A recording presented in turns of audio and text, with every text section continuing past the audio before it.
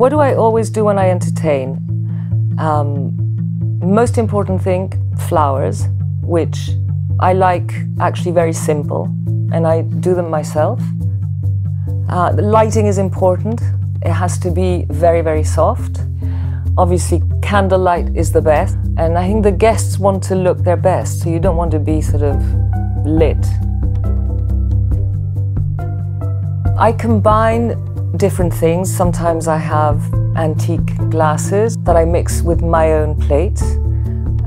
Always silver, which I love, and I think it's really important. If you have silver, you have to use it. I think it's so nice.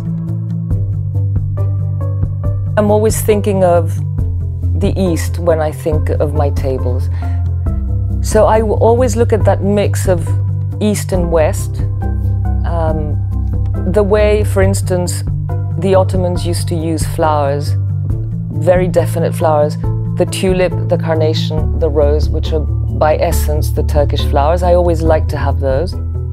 They can be in little bud vases, you know, strewn throughout the table, which I find really nice. I kind of like low tables because when you look at miniatures, you see they're always sort of sitting on low divans or sofas. Okay, so here are my favorite plate of all times, and they're hanging on the walls, and it's a set of 18th century Iznik plates, so Ottoman plates, and I think that's probably my favorite thing ever.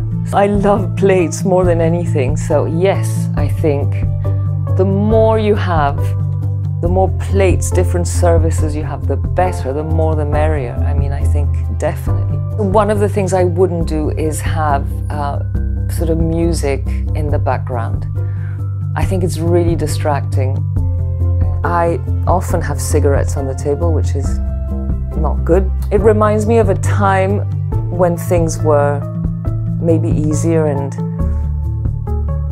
more civilized, even though it's not a good thing to smoke, but I would love to wear a kaftan when I entertain, like sort of 70s style. I think that was a great robe d'hôtesse, the sort of hostess gown. I thought it was a great thing.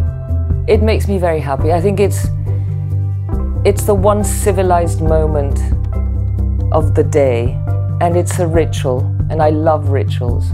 I think they're important. Be my guest.